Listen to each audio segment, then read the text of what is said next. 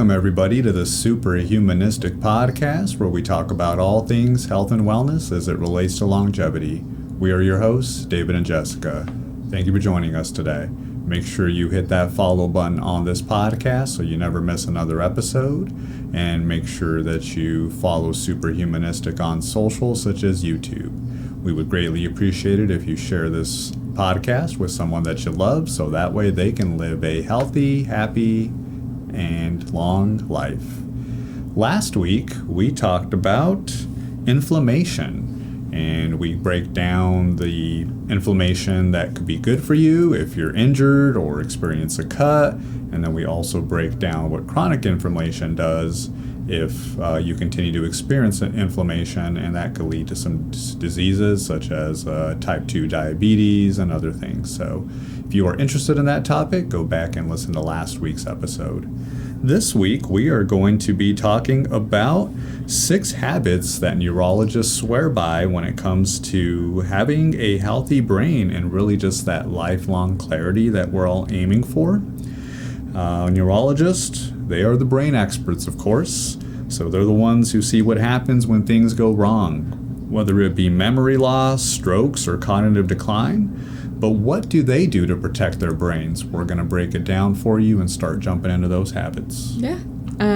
So as we know, there's really no cure for Alzheimer's or dementia yet. So it's really important for us to make those changes to our lifestyle in order to keep our cognitive health as well. So what can we do? First, make time for movement. So physical activity definitely will help to promote that neuroplasticity, which is the brain's ability to adapt and form new connections. We want to aim for at least 150 minutes per week of moderate exercise. What kind of movements do you like to do? Yeah, that's great. Definitely some weightlifting and walking. Yeah, awesome. Challenging our brain. I would say Sudoku. I think I'm saying that right. And then crossword puzzles also help to challenge our mind. You could try learning a new language. I like to experiment with different recipes. Not all of them turn out the best tasting, but that's another way that you can challenge your mind. They also say to try to brush your teeth with like the opposite hand, or writing with the opposite hand. So instead of I'm right-handed, I would then brush my teeth with my left hand to challenge my brain. That helps to keep your brain working, and it's a workout for your brain, essentially. Prioritizing with proper nutrients, so making sure that we're eating healthy, sticking with that whole foods, specifically looking at your fruits and veggies that you're eating, whole grains and lean meat. So blueberries, leafy greens, olive oil, salmon, walnuts, those are really good for our brain. And then with everything that we talk about on our show, we don't want to stress about being perfect all the time. So, it is okay to eat a piece of cake or to go out to your favorite restaurant every once in a while as well. And then number 4, we have prioritizing sleep. Did you want to talk about sleep at all? Go ahead and jump into it. All right. So we think of our brain as, that smartphone. So we want to make sure that we are getting sleep. Our brains are getting recharged when we do get rest.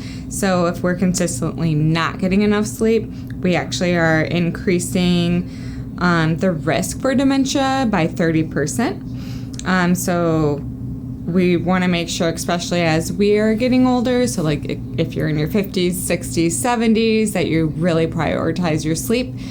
We wouldn't go all day without charging our cell phones, or maybe we would go a couple of days, but we don't want it to always get down to 0. We wouldn't do that to our cell phones, so we shouldn't be doing that to our brains as well. So making sure that we get that sleep, it's very essential for our brains to stay young and to be sharp. Number 5 is spending time with our people. So making those connections with others, whether it's spend time with your significant other or family members. Having social connections obviously are a good soul food for the brain. And then it also helps with the back and forth between the two people, because now you're asking questions and you have to like think, what would my answer be to those questions? So yeah, keeps the brain's neurons going back and forth. And then, as with everything that we talk about too, this is only advice that we're giving of things that have worked for ourselves and different professionals.